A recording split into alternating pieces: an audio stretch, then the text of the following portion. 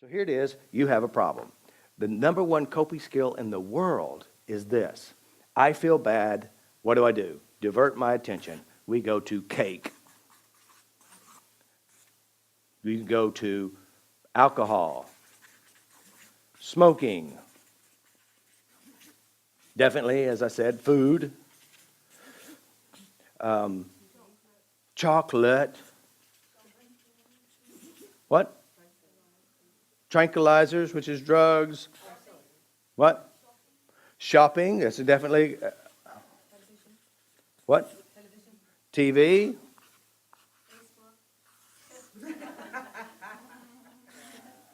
Internet. You can throw in a little Facebook if you like it. You can even use yoga. You go to yoga, you feel bad, you need to do a little yoga. You can use meditation. You know, there's a lady that I worked with, and she lived out there by a big. You remember what that big holy mountain, that lady that I worked on? The one where the holiest of holies live. You know, it's like in India or Asia or whatever. Tibet, yeah. And that she lived by Tibet, and she climbed up to the holiest of mountains and spent time with those gurus. And she said, "I've experienced bliss." You experienced bliss. That means you really experienced bliss. But when I started working with her mind, she had enough shit in her mind. I said, fuck. You know, here I thought she was a holy, really bliss. So we're going back here.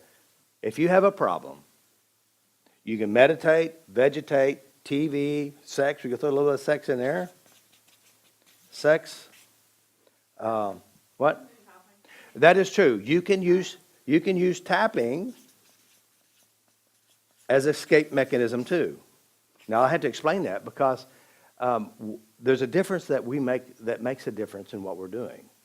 All right. So you feel bad. Oh, let's go positive. Let's go affirmations. You can do affirmations too. You can do positive EFT.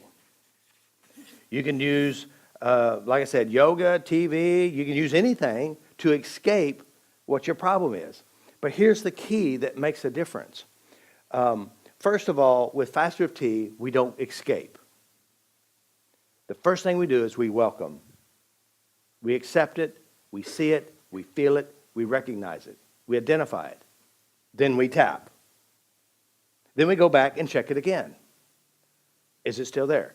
So the key that makes a difference is if you have a problem inside here, does it solve the problem if you go anywhere else to avoid it? Because you can feel bad and use tapping to avoid the feeling bad and never change the problem. There's some people who tap all the time and they make no changes because they're using a tapping as an escape mechanism. You can use meditation. Meditate, vegetate, and never solve any problems.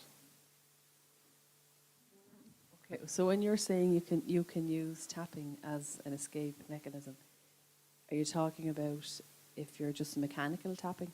Well, you're tapping. You can say words, and you're not. See, the point that's being missed is this point here. I feel it.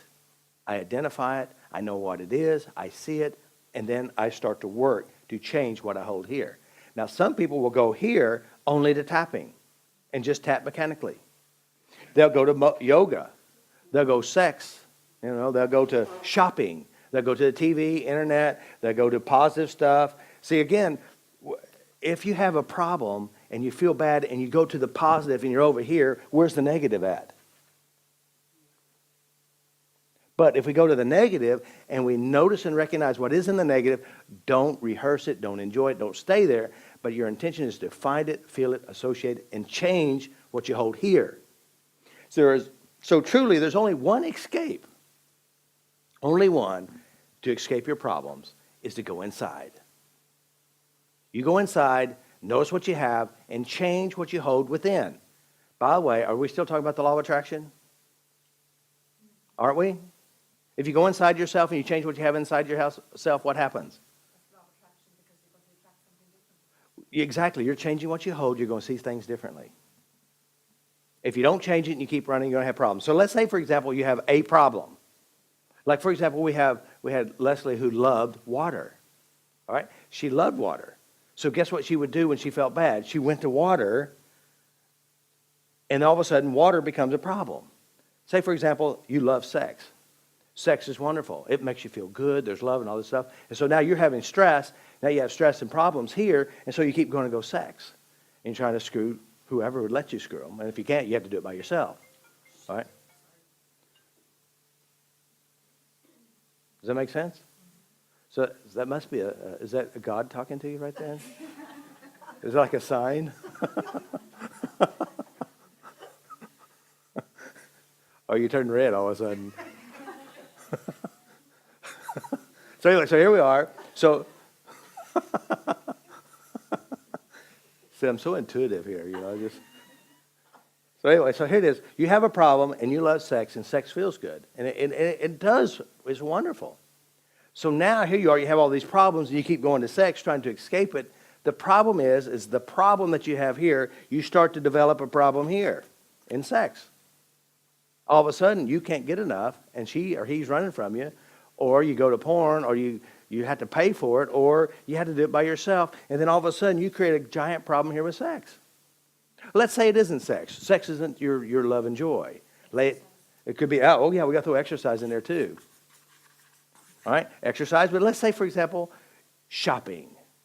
Shopping soothes and calms all your problems. Well, here's the problem with shopping. The older you get, the more problems you have. More as you show up. And all of a sudden, you're going to have to find yourself in the mall all the time. Well, the problem is going to shopping is that you have to have a bigger house now.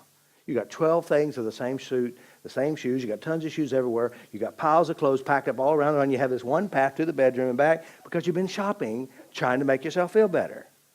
All right? That's what some shoppers have done. Because, see, then again, they're trying that now shopping becomes a big issue. You have credit card debt.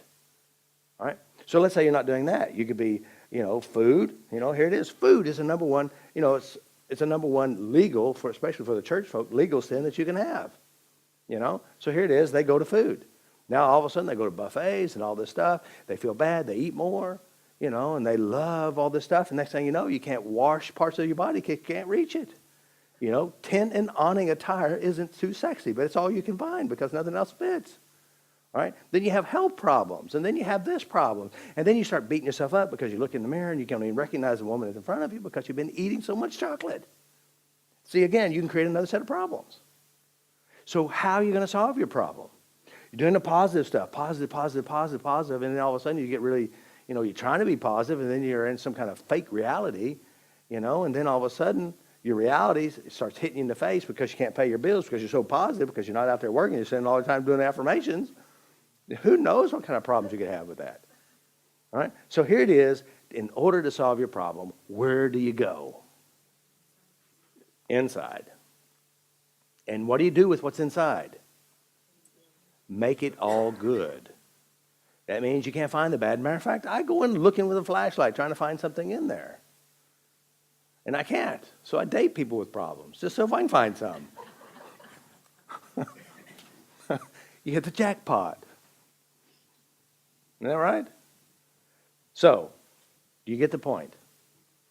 There's only one escape, and that is what? Go inside.